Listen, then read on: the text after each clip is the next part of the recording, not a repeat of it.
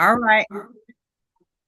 So we are Perfect. joined from beautiful Tampa, Florida, by my friend Sakeya Donaldson, founder of Fly Girl Approved Hair Perfume and the beauty of the science of beauty. I almost got it backwards. We thank you so much for joining us. This is our entrepreneurship class here at Velma Jackson High School. I've got a room full here with me, and we're recording this for all of our friends in Madison County schools: Madison Central, Ridgeland High School, Germantown High School, the Academic Options Center, and our YouTube channel. So thank you so much for taking some time for us today. Thank you for having me. I am so honored. Thank you so much, first for reaching out to me via LinkedIn and then also getting this on the calendar and moving it from the DMs to actually we're here. Yeah, and I'm trying to get this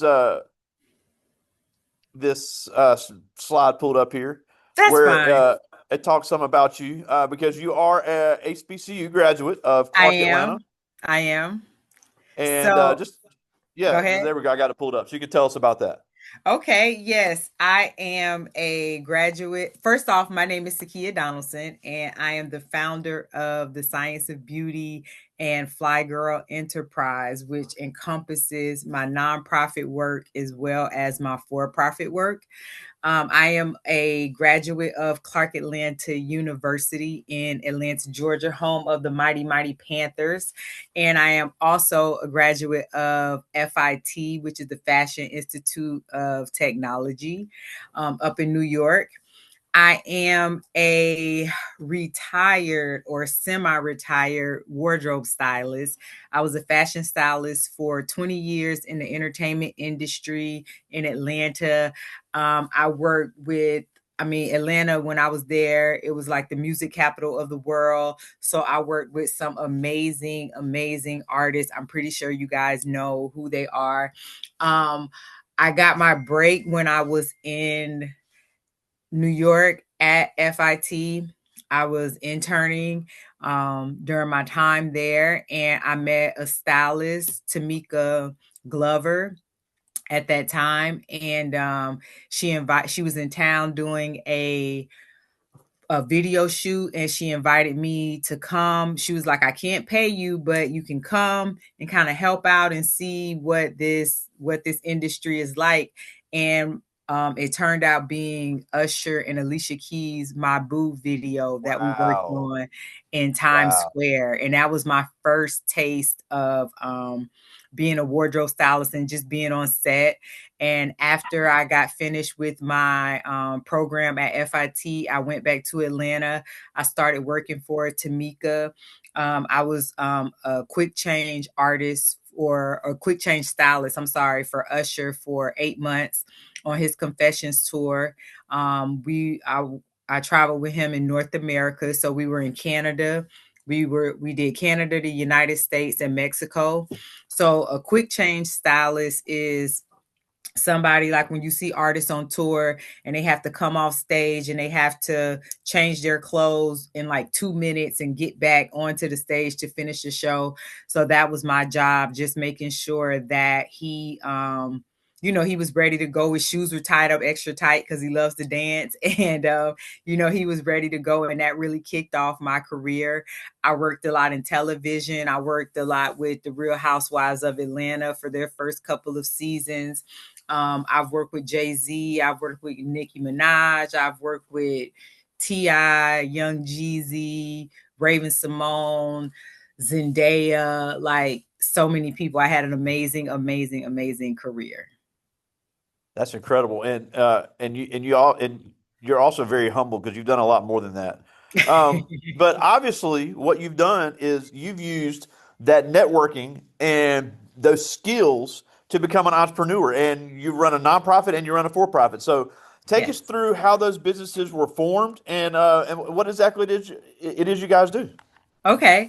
So my for-profit business is Fly Girl Approved. That's where I operate under, and I do all of my fashion stuff under Fly Girl Approved. And then my social impact business is the science of beauty. And so, just like you said, Greg, I used my resources and my relationships that I had built over 20 years working in the fashion industry. And so, when I transferred over and started working in the social impact, with my social impact organization, that was my first group of people that I reached out to. My very first corporate sponsor for my science and beauty program was Chanel and Neiman Marcus, Wow. and Neiman Marcus of Tampa.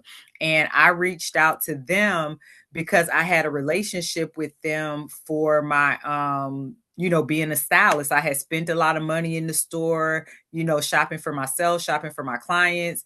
And so when I went back to them and told them what I was doing with the science of beauty, they came on board immediately. And that's one thing that I preach to entrepreneurs. It's your soft skills, right? Like your networking skills, your relationship building skills. I've had a very successful career for over 20 years, and nobody has ever asked me for a resume. Nobody has ever asked me for my degree. Nobody has ever asked me for a certification. Every job that I've gotten, it has come from relationship building, it has come from networking, it has come from, me doing a job and then somebody recommending me to do another job. And so the science of beauty and Fly Girl Approved. I know your students have always heard like the average millionaire has 7 streams of income, right? And so that's true. But some people think about it in the wrong context. So when you say 7 streams, it's not you're doing 7 totally different things that don't have anything to do with one another. There So you my go. foundation is fashion. That's where I came from. That's who I am through and through. So what I've been able to do is create sub businesses from that one umbrella of fashion. So I've been able to write books under Fly Girl Approved. I developed a hair perfume under Fly Girl Approved. I have my STEM program. I've been able to be a on-air fashion consultant for the local TV station here in Tampa. I've built my science of beauty business, but all of it comes back to me being and working in fashion and beauty. And so that's my speaking engagements. So that's the 7 streams of income that I've been able to create from that one fashion styling career that I've had over the past 20 years. Yeah, and on top of that, something you do such a great job of is when you are marketing yourself and selling yourself, you're present with the customer, you're present in the knowledge, and you're present in your presentation because you have the persona of, Fly Girl Approved. Everything that you do has that persona and kind of that aura saying, look, when you buy from me, you're getting this touch of luxury. And every clip that you see of you, you're engaged with the customer, you're looking them in the eye, you're confident speaking. And I know these kids get so sick of me talking about it and so sick of hearing about it, but that is the key to what makes a successful entrepreneur and an average entrepreneur. Because you can have a great product and you can run them, you can manage employees great, but if you cannot engage with customers and sell what you have as being something that they need, you're not going to get to that next level. So I'm glad that you said that. So people do business with people that they like, know, and trust. That's just the bottom line. Like I said before, I've never been asked for a resume. I've never been on a job interview. I've never done any of that. Um, Recently I had been speaking on um how you use image and fashion and your look as an entrepreneur as leverage, because it is leverage. There have been so many opportunities that have been presented to me based on how I look, right? And I know it sounds vain, but the first touch point of any person that you meet is your appearance. That's just the reality of the world that we live in. And I always say you should look like what you say you do. Like when you came on when we came on, the first thing you said is your glasses, right? I'm a fashion girl. There should be something about me that someone compliments me on. And as soon as they compliment me on something, that's my window to talk to them about anything that I have going on. And when you attract people to you, you can be an introvert, you can be shy, you can be all these things. But if you use your image and you use fashion to attract people to you, their guard is automatically down because they're engaged in you. And then that's your opening to talk to them about the STEM program, to talk to them about the books, to talk to them about the hair perfume, just depending on what setting we're in. And so that's something that I'm very passionate about. That's something that I use to my advantage, like in the very best way, because it eliminates, the awkwardness of walking up to someone, telling them about your business. If you exude and embody what it is that you say you do, then that eliminates half of the battle because you already have them engaged and intrigued in what it is that you're doing. Big time. And I tell you something else is you're an up and coming content creator as well. And we'll make sure we share your Instagram before we go so everybody can follow you. But Okay. everybody sees what you're doing and everybody sees the glamorous side of things. And and I think this is as somebody that spent a lot of time in Atlanta, I think you'll think this is funny because I Mhm. always laugh about I'm a big fan of Jasmine Sullivan. Okay. But she always has on the song, I'm going to move to Atlanta, start a business and be rich. And I'm like, Yeah. it doesn't work like that because It does not. everybody sees your presentation you have on social media, which is fantastic. Yeah. You're obviously an unbelievable, you've done some TV work and all that's fun, but they don't see the behind the scenes part. They don't see the financial. We just had a test on the bookkeeping Yeah. and the bookkeeping and the late nights where you're not in front of a camera doing TikTok. So talk about that part that is not the pretty side and not even necessarily the fun side, but it's the Yeah. necessary side. Yeah. That's more important than what you see because we don't get to TV, we don't get to stages, we don't get to interviews without those other things, right? And so, in order to become an expert in anything, it takes 10,000 hours of blood, sweat, and tears, right? And for some reason, people think I just wake up and boom, things just happen. And that is so not the case. I'm up at 6 a.m. every morning. I'm very organized. I'm very detailed. I have my I'm working now. I'm in my home office now. I have an office at home. I have a office that I go away to. I have my planner here that every single thing, if you look back, this is what my days and nights look like. Dang. Right? Wow. Like it's a real thing, right? And you don't get to that without this. And so, even when I'm talking to young, entrepreneurs, it's not about the TikToks, it's not about the social media, it's about developing grit. It's about doing things when nobody's looking. It's about putting in the work when nobody's clapping. It's about pivoting. It's about belief in yourself, consistency, determination. Like I've been doing my Science of Beauty program for 5 years. When I first started my program, I don't have a chemistry background. My background is in fashion and beauty, but I saw a white space. I saw a gap in what was going on in the beauty industry and then also what was going on with young girls, African American girls that look like me. And so I used my resources. My first program that I put on in Tampa, I spent $20,000 of my own money. I didn't know anything about a grant. I didn't know anything about sponsorships. I didn't know anything about anything. I just had an ideal. I believed in the ideal.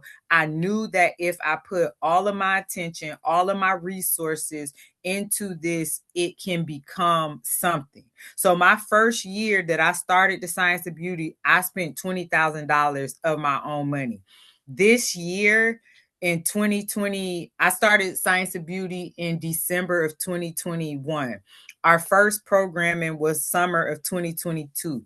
This year, for my program, will net about $300,000. So I've Dang. been able to build something that started with an ideal where I had to spend my own money into now something that's viable, something that's getting me TV press, something that's getting me implemented into school districts, something that's being adopted by HBCUs, the most prestigious HBCUs around the world. I'm here in Tampa, Florida, in Hillsborough County. We're the seventh largest school district in the country.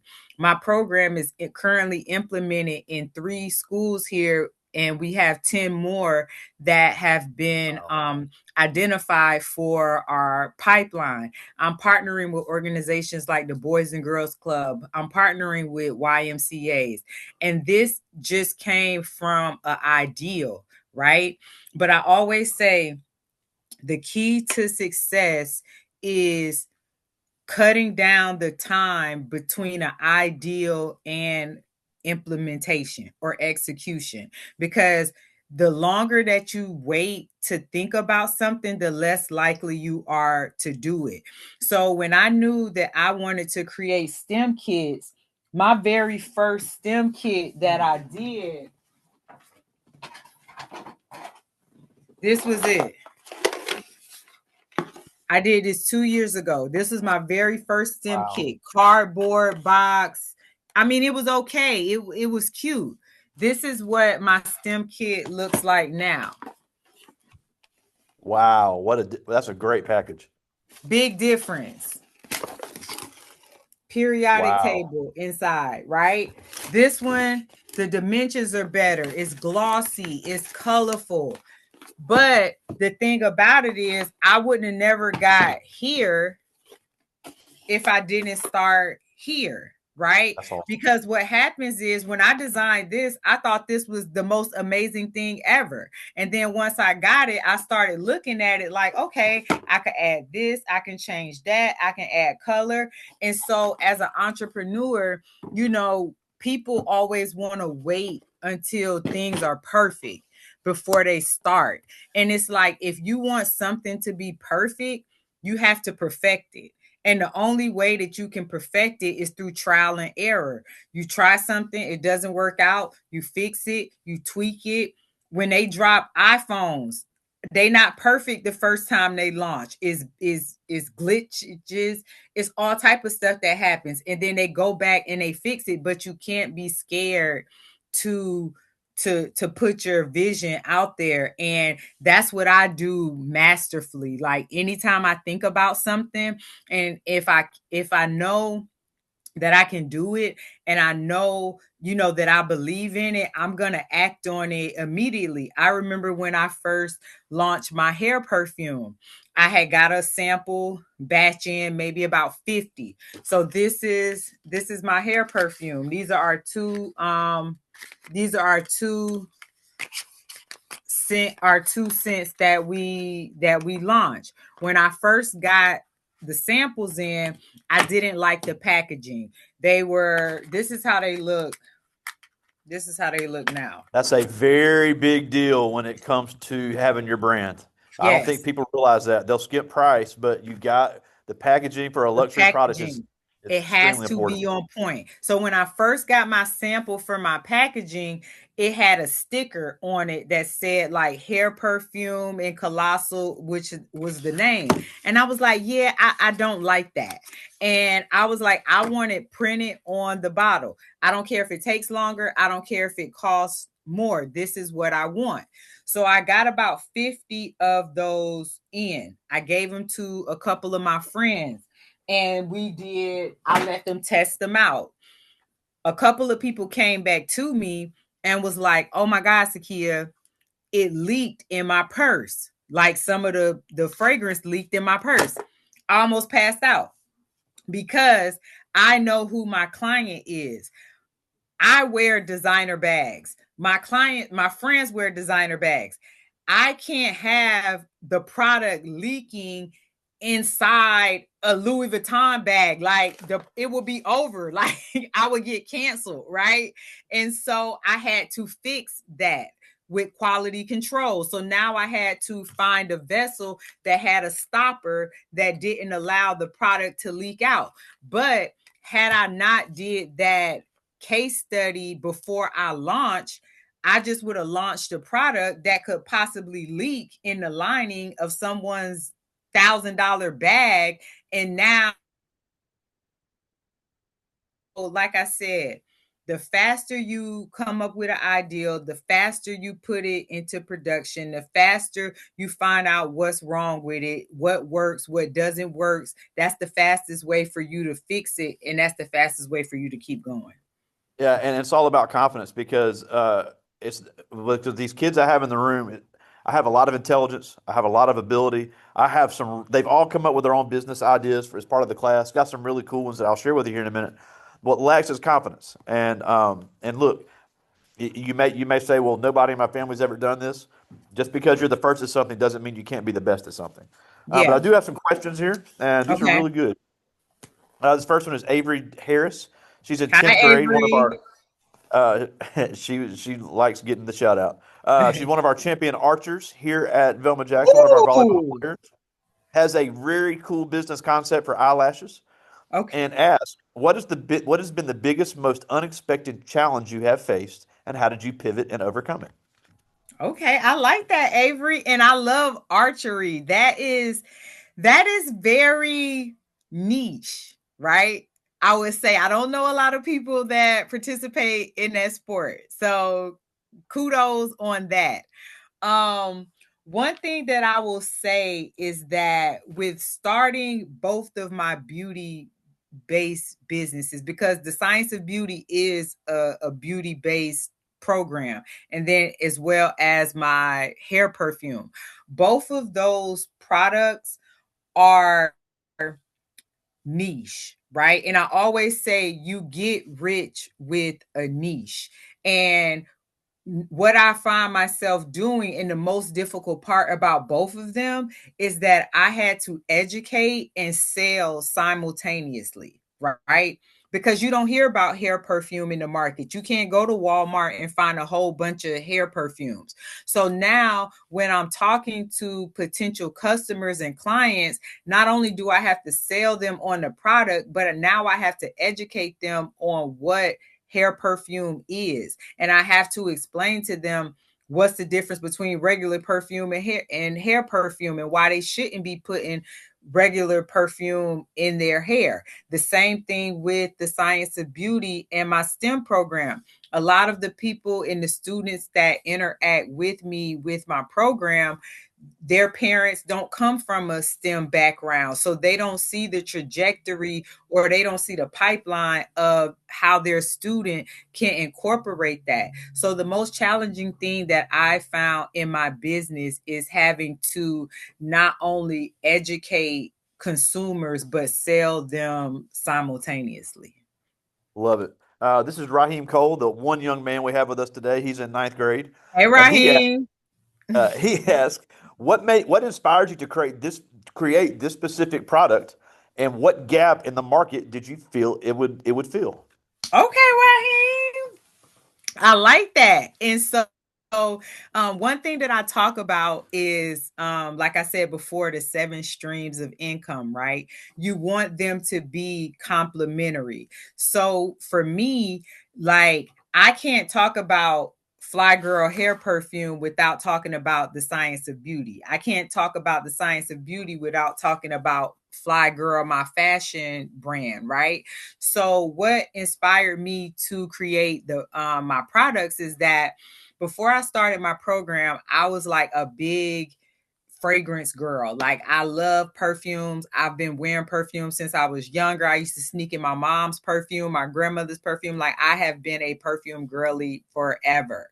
And so I always knew that I wanted a product that would tie my two worlds together, my STEM side and my fashion side. And so that's how we came up with Fly Girl Approved hair perfume. Through my program, I had been able to work with some amazing perfume houses that had sponsored us. I worked with Joe Malone, I worked with Creed, and so I was able to see Wow. the fragrance business from another lens, right? Because before I was just a consumer, I was just buying perfume. I didn't understand perfume formulation. I didn't understand botany. I didn't understand sillage. I didn't understand notes. I didn't understand anything that had to do with fragrances, but that I liked them. And so when I decided that I wanted to create a product that kind of married my two worlds, I went over to Paris and I studied with some perfumers over in Paris. And then I came back and I knew I didn't want to enter the fragrance space as just another perfume. I wanted to find an entry point that wasn't being tended to, especially for African American hair. You know, our hair is different. We don't wash our hair every day. We have buildup in our hair. And so I was like, okay. And I had just been doing a lot of market research, talking to different peoples. We, as African Americans, we wear a lot of protective styles. We wear braids, we wear weaves, we wear wigs, we wear so many different things on our hair that, you know, hair leaves a smell. You can tell where somebody's been just based on their hair. If they've been at a barbecue all day and now they have smoke in their hair, as soon as you hug them or something, you can smell it in their hair. And so that was kind of the driving force for me to create the Fly Girl Approved hair perfume. It was a way for me to marry the two things that, you know, I worked on. I was a consumer in the space, and it was a white space that hadn't been filled or that people weren't paying attention to. Love it. Well, I'm just rocking my wash and go today when it comes to natural hair. Yo, Um, twist out. Big time. This is Albriana Towner. She's in 11th grade, and Hi, she asked, Abriana. "What makes your business unique compared to your competitors?" Ooh, I love that because you have to know where your where your opening is, right? And so for me, I have two separate businesses, but kind of the same. So we'll talk about the science of beauty first. So the science of beauty is my STEM program that I do. I do summer camps at HBCUs, and then I also sell the Science of Beauty kits. So we just launched the kits last year after we had completed 3 years of programming. And so what makes my STEM business different from others is because there's only two programs that I've been able to find, or two products that I've been able to find where they marry chemistry and beauty, right? And so not only do I have a product, but I also have an education component. And I think that's what separates me from my competitors, because you can go on Amazon and order a STEM kit. But I bet if you go on Amazon right now, you cannot find a cosmetic chemistry STEM kit. You can find one for architecture. You can find one for coding. You can find one for robotics. You can find one for all these different STEM practices, but nobody is dealing with beauty. There's not a lot of founders in STEM that have the background that I have. And I always tell entrepreneurs, your vantage point is your authenticity, right? I have over 20 years of experience in the fashion and beauty space, working at the highest level. There's not many founders that can say that. And so whatever your strength is, lean into that. There Use you that go. your advantage. That's your competitive advantage. Nobody else can be Sakeya. Nobody else has been a stylist for 20 years. Nobody else has worked for Usher. Nobody else can go walk into Neiman Marcus and get them as their first corporate sponsor. You know what I mean? So all of those things that make me special and make me different, I've used those to my advantage. And at the end of the day, I'm not even a chemist. Like I'm not. But I understand. It's like I say this all the time about Steve Jobs. Steve Jobs doesn't know how to build an iPhone, but he knew what an iPhone needed to look like. So what he did is he went and got the best design person. He went and got the best engineer. He went and got the best programmer and put a team together, and they created something that changed the way that we move around in the world. And that's what I do. I find the best people to do what they're supposed to do and do what they're great at. And then in turn, I get to do what I'm great at, and we come together and we build something amazing. And so, if I can give you one piece of advice, it would definitely be for you to use who you are as a person as your competitive advantage.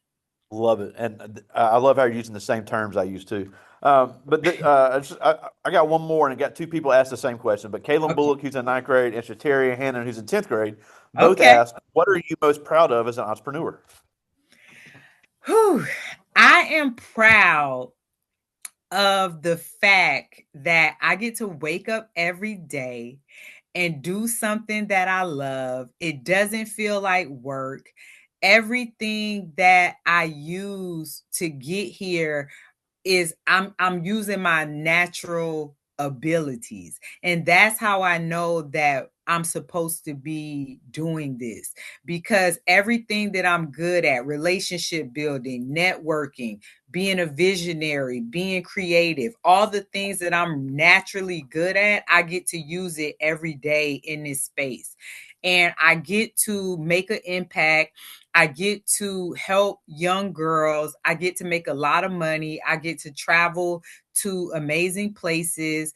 I mean, I have 5 students that have went through my program that have graduated from high school, and now they're in college and they're studying some form of cosmetic chemistry.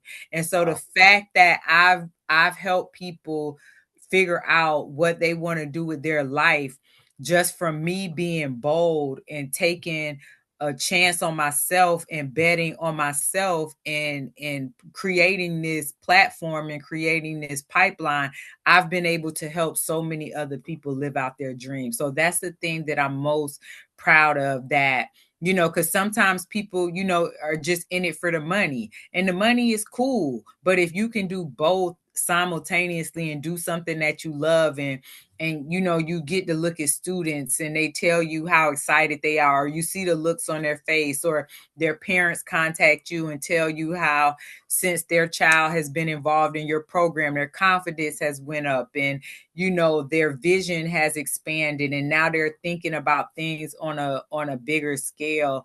Like that's pretty incredible. love it. Well, we're almost out of time, and we thank you Okay. so much for taking some time for us today. But a couple things before we go. First of all, Instagram, Sakeya the Great. At Instagram, Sakeya, that's Sakeya Great.